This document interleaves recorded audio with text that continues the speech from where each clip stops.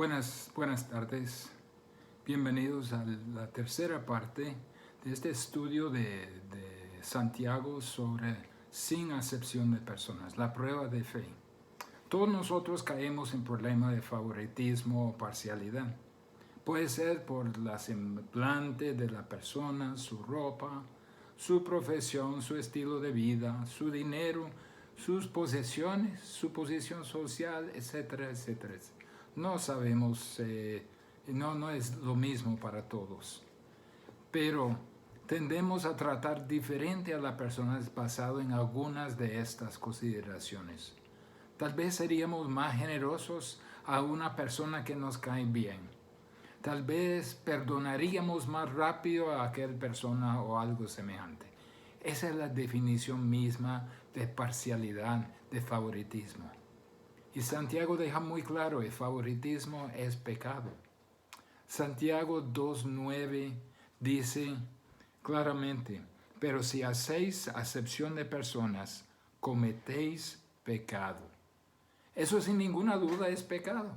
Es extraño a la naturaleza de Dios, Dios quien no tiene parcialidad. La perfección de Dios se ve en el hecho de que Él es absolutamente imparcial. Trata a todos basado en su necesidad y su relación a Él. Por eso, esta es la manera que creyentes deben actuar hacia otras personas.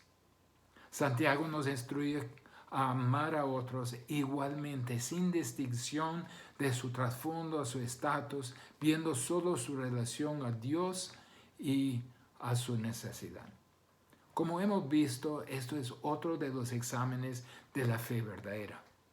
La redención verdadera produce amor sin favoritismo. Ahora, seguro, hay tiempos cuando pecamos y no lo mostramos, pero no obstante, el creyente verdadero prosigue en su vida tratar a todos con igualdad, basado en su necesidad y su relación con Cristo. Santiago dejó un principio que vimos en la primera parte. Si usted está comprometido a la fe de Jesucristo, tiene que comprometerse también a la imparcialidad. Mostrar parcialidad a personas por cualquier motivo es incompatible con la fe verdadera, que vea a todos en el mismo nivel. Mire, todos somos pecadores ante Dios. Todos necesitamos su misericordia, su gracia. Como cristianos todos somos perdonados. Somos morados por el mismo Espíritu. Nos ha puesto a todos en el mismo cuerpo de Cristo. Todos estamos preparados para vivir eternamente con Dios en el cielo. Hay verdadera igualdad en el cuerpo de Cristo y debe haber igualdad de trato también. Dios es imparcial, Cristo es imparcial, el Espíritu es imparcial. Tal como la deidad entera es imparcial, también nosotros debemos ser imparciales. Después de definir el principio, Santiago demuestra la contradicción de la parcialidad con la naturaleza de Dios y la incompatibilidad con la vida de un cristiano verdadero. Ahora nos demuestra contundentemente que el favoritismo, la parcialidad, es una violación del amor de Dios. Va en contra de todo lo que Dios es. Vamos a ver tres principios de ese punto que Santiago nos está explicando. Primero, el examen de la fe verdadera exige un veredicto en cuanto a esta violación del amor de Dios. Esto lo vemos en versículos 8 a 9 de capítulo 2. Si en verdad cumplís la ley real, conforme a la Escritura, amarás a tu prójimo como a ti mismo, bien hacéis. Pero si hacéis acepción de personas, cometéis pecado y quedáis convictos por la ley como transgresores. Hay dos veredictos que contraste que Santiago nos da. El primero podemos ver en versículo 8, que dice, bien hacéis. Bien hacéis. Si en verdad cumplís la ley real. Implica que hay algunos que en verdad lo hacen En la congregación no solo tenemos no creyentes disfrazados como cristianos, sino también tenemos verdaderos creyentes que a veces desobedecen. Algunos en la congregación son obedientes. Esto es bueno. Eso es lo esperado de los cristianos verdaderos. Mire lo que dice, sí, en verdad. Dice, ese es un hecho real. Es un hecho real. ¿Y qué hacen? Cumplís la ley real. La ley real es, para explicarle, es una ley soberana. Es real en el sentido que es obligatoria. Cuando un rey haga una ley, eso es todo, punto final. No hay apelación, es suprema la ley. Cumplir está en el tiempo presente. Significa que cumplís la ley real constantemente, continuamente. Es la característica de su vida. Es la norma de su vida. Entonces Santiago está diciendo que hay cristianos que como norma de vida cumplen la ley real. ¿Cuál es esa ley real? ¿Dónde se encuentra? Dice conforme a la Escritura. Esta ley real no procede de un rey terrenal, sino del Rey de Reyes, de Dios eterno, y queda registrado en su palabra. Es una ley soberana y obligatoria. ¿Cuál es esa ley? Amarás a tu prójimo como a ti mismo. Esta ley le obliga porque es soberana. Ocurre en primera instancia en nuestra Biblia en Levítico 19:18. Pero en Mateo Jesús la acopló con el mandamiento de amar a Dios con todo tu corazón, con toda tu alma y con toda tu mente. Dice, de estos dos mandamientos depende toda la ley y los profetas. Eso de Jesús mismo. Entonces podemos decir que toda la ley de las relaciones humanas se puede resumir en esta misma ley suprema. Esa misma ley real y soberana hecha por Dios. Amarás a tu prójimo como a ti mismo. Esa ley se basa en la necesidad. Basado en la necesidad de tu prójimo.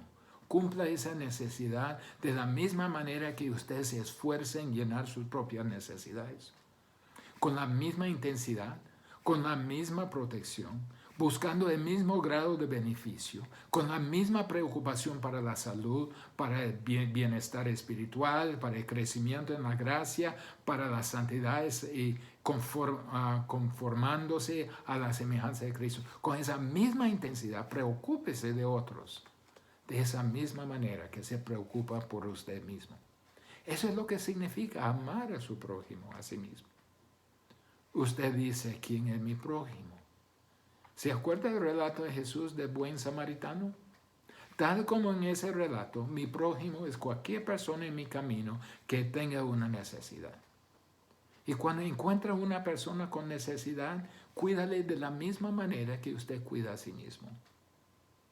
Esto es el amor de que Dios habla. Servicio en el tiempo de necesidad. Es lo que marca a los creyentes verdaderos. Después de todo, somos conocidos por nuestro amor.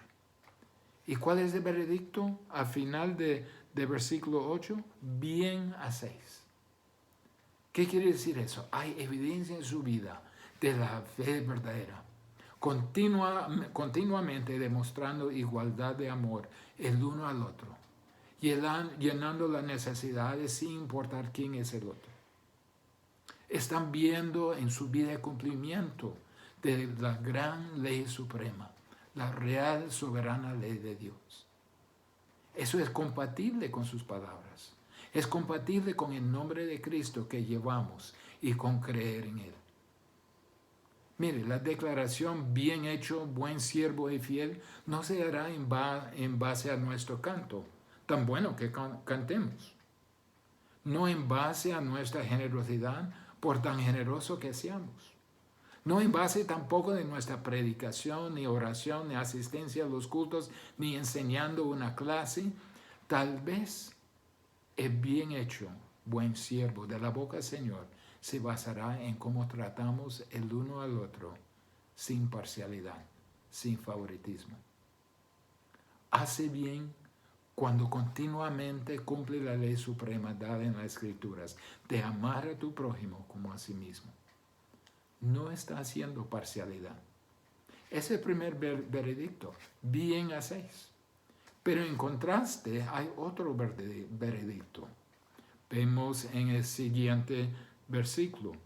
Pero 9, pero si hacéis acepción de personas, cometéis pecado y quedáis convictos por la ley como transgresores. Cometéis pecado y quedáis convictos. Eso es el segundo veredicto, la segunda posibilidad. Dice, pero si de verdad hacéis acepción de personas, implica que hay algunos que en verdad lo hacen. Es el mismo tipo de frase que encontramos en versículo 8. Si en verdad cumples la ley real. Aquí dice, pero si en verdad se debe entender, hacéis acepción de personas. Implica que hay algunos que en verdad lo hacen. Es una declaración de hechos reales. De veras, hay personas en la congregación que están haciendo acepción de personas.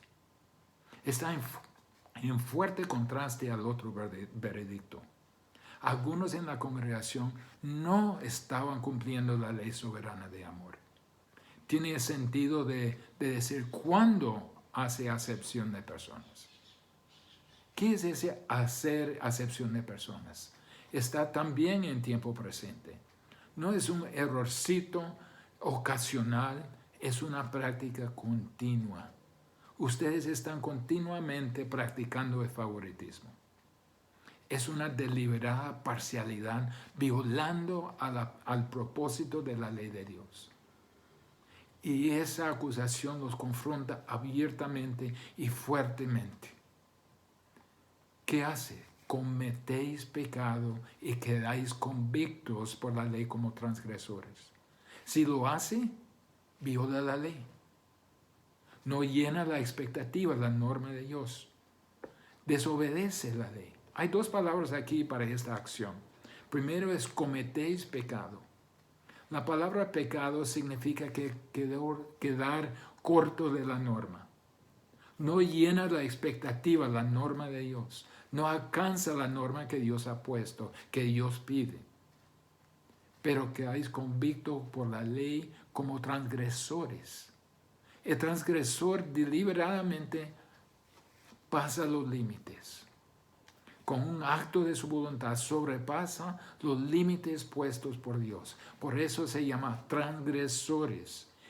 Y pasa los límites y de lo que Dios ha puesto para el comportamiento. Quedáis convictos por la ley. La ley dice, no lo haga. Usted lo hizo y sigue haciéndolo. Entonces la ley lo condena. La evidencia trae a la conclusión contundente e inevitable de que usted es culpable. Usted es transgresor. Ese es el otro veredicto. Hay dos veredictos. Bien hacéis o quedáis convicto como transgresor. Hay otro principio, otra observación que queremos ver también. No solo el veredicto, sino la ley de Dios condena el transgresor de esta violación, porque la ley de Dios no contiene la gracia. Escuchen, versículo 10. Porque cualquiera que guardare toda la ley, pero ofendiere en un punto, se hace culpable de todos. Alguno podría decir, vaya, ¿no es un poco pesado para una ofensa tan pequeña? Pues todos somos parciales en una instancia al otro. ¿Por qué Santiago saca conclusiones tan severas y tan fuertes para este pecado tan común de perjuicio, egoísmo, parcialidad? ¿No es parte de la naturaleza humana? En realidad, no. Viola tanto la ley de Dios como suficientemente para convertirlo en transgresor. Es un pecado de enormes consecuencias. Mire, el transgresor es culpable. ¿Cuántas leyes tiene que violar, desobedecer para ser infractor de la ley? Solo uno. ¿Cuántos pecados tiene que cometer para caracterizarse como pecador? Solo uno. La unidad de la ley de Dios es que es una sola pieza. tenemos la obligación a toda la ley de Dios. Infringir la ley en un solo punto lo convierte en infractor. Quebrantar la ley equivale a desafiar la autoridad de Dios, desafiar la palabra de Dios. Niega su pleno amor y devoción a Dios. Es decirle a Dios, no le voy a amar con todo mi corazón, con toda mi alma, con toda mi mente, con todas mis fuerzas en aquella área. No le someteré en esa área. No le obedeceré en aquella área. Voy a violar a la ley en esa área. Entonces usted es violador de la ley. Aunque solo infringen una pequeña parte de la ley. Usted es caracterizado por pecador y transgresor porque ha demostrado un corazón de violencia ante la ley de Dios. La ley de Dios no contempla ganar la justicia de Dios por obras.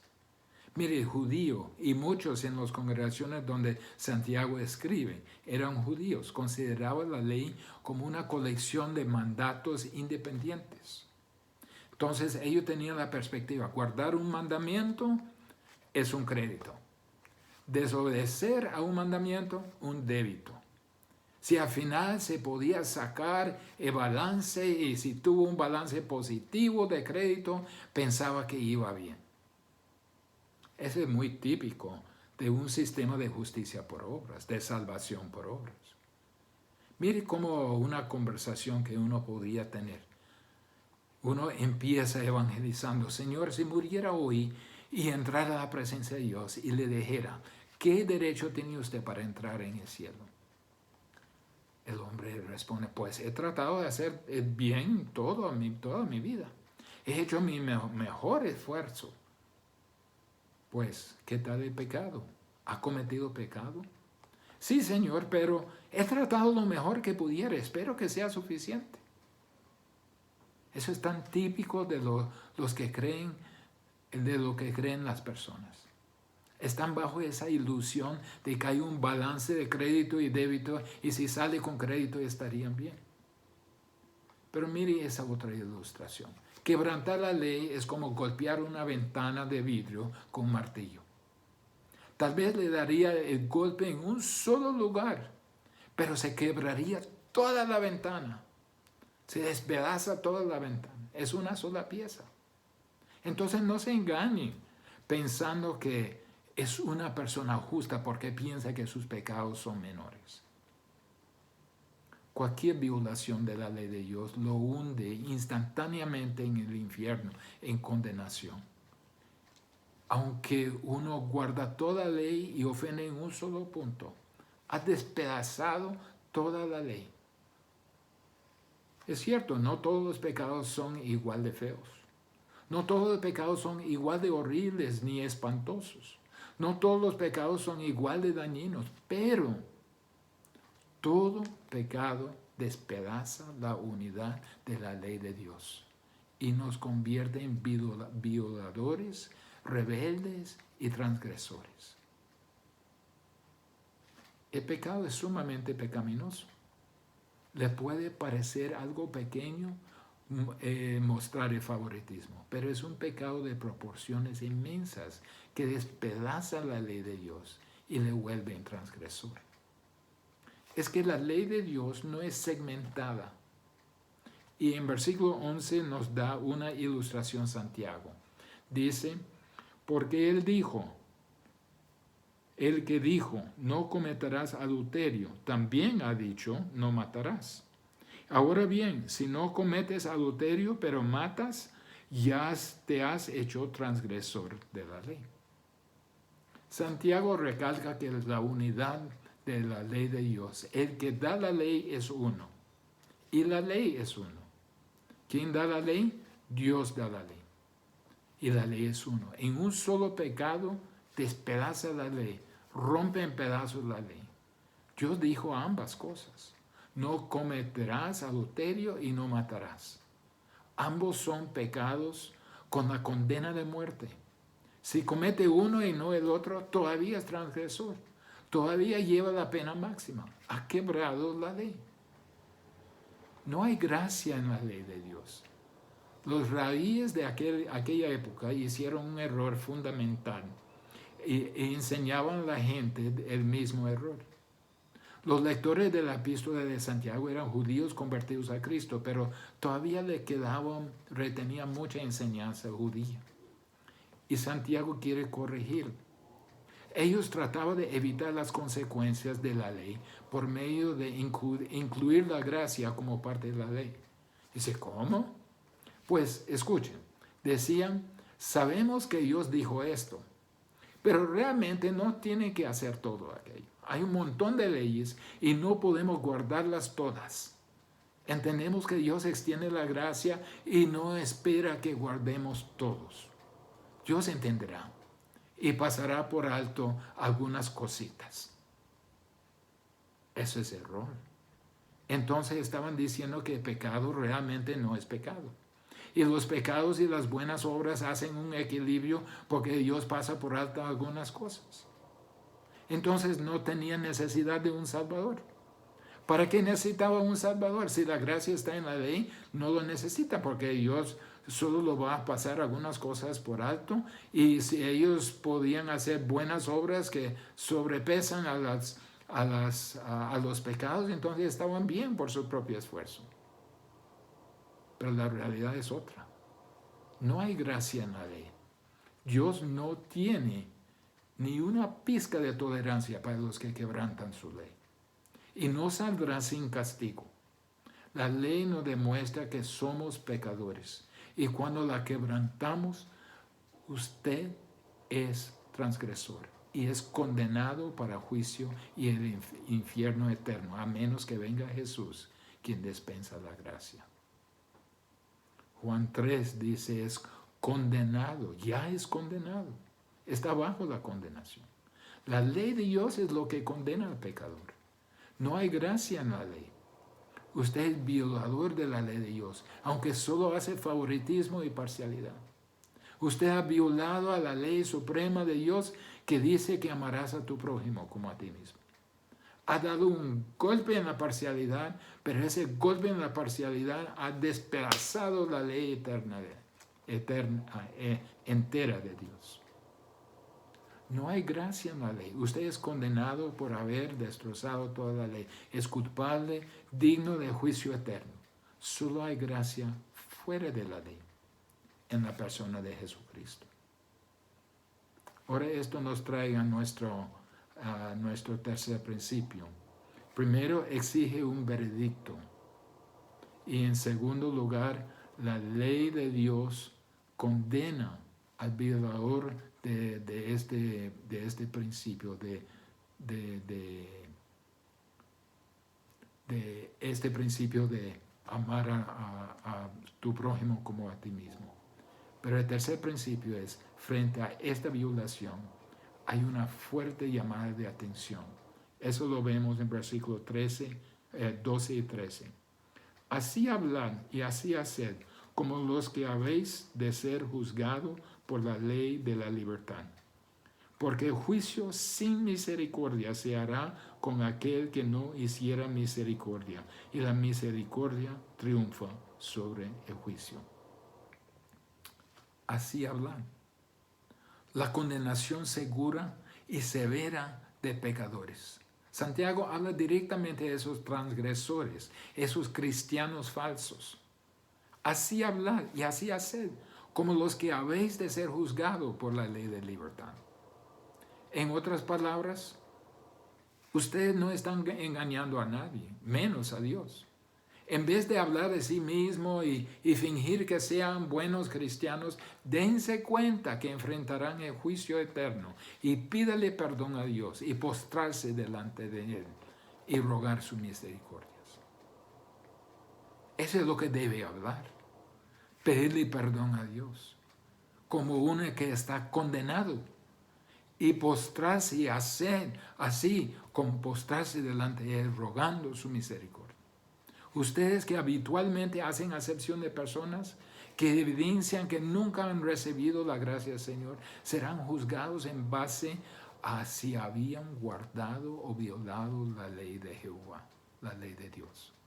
Dice la ley de libertad. Es un término para la ley de Dios. Es de libertad porque nos lleva a reconocer nuestra condición de depravado y condenado pecador y a acudir al único que nos puede rescatar de ese juicio. Y Él nos librará de ese juicio y nos transformará. En eso hay libertad. Aún hay oportunidad para estos quebrantadores de la ley de Dios. Aún hay oportunidad para usted si acude al Señor. Porque, ¿qué es lo que le espera? Mire la última parte.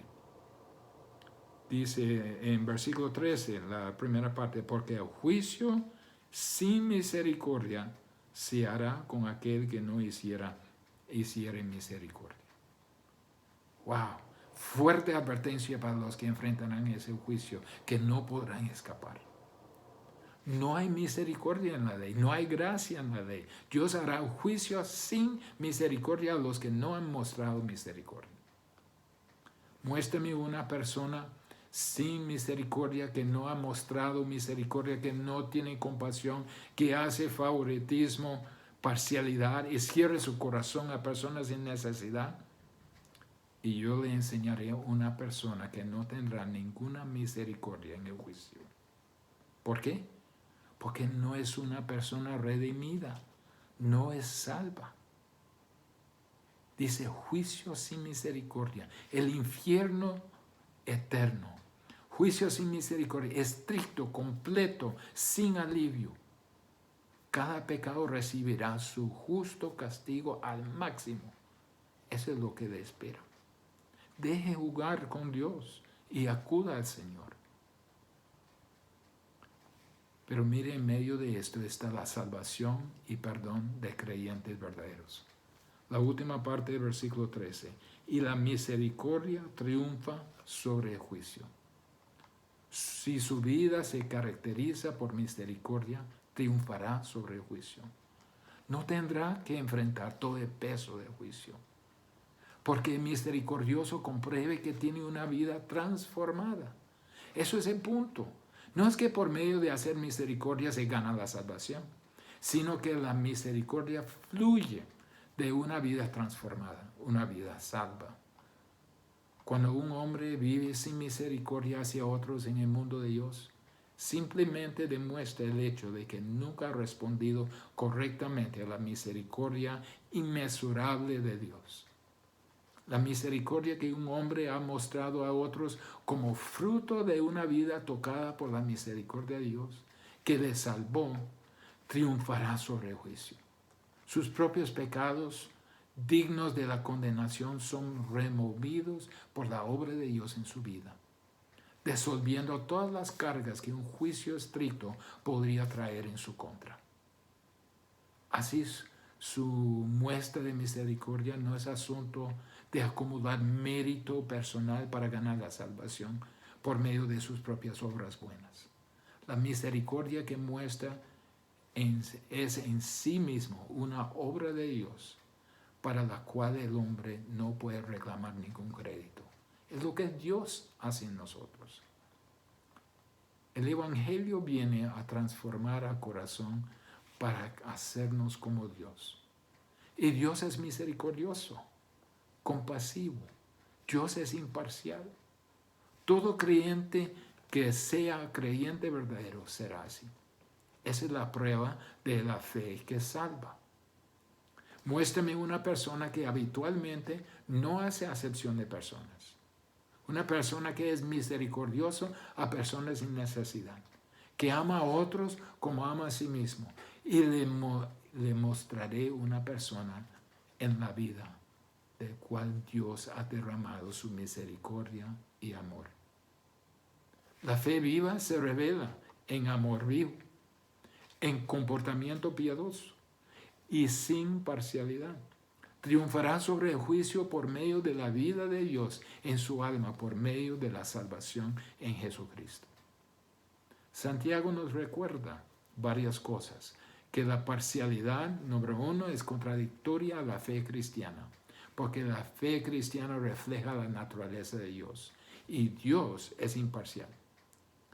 Segundo lugar, la parcialidad es incompatible con el propósito y plan de Dios en escoger a enriquecer a los pobres. Tercero, parcialidad viola la ley de Dios de amar a su prójimo como a sí mismo.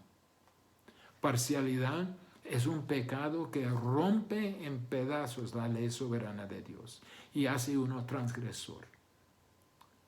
Y por último, y la parcialidad, si fuera el único pecado que cometiera, sería suficiente para condenarle al infierno para siempre. Y si usted viene así delante del juicio de Dios, Él verá que no hay evidencia de misericordia en su vida.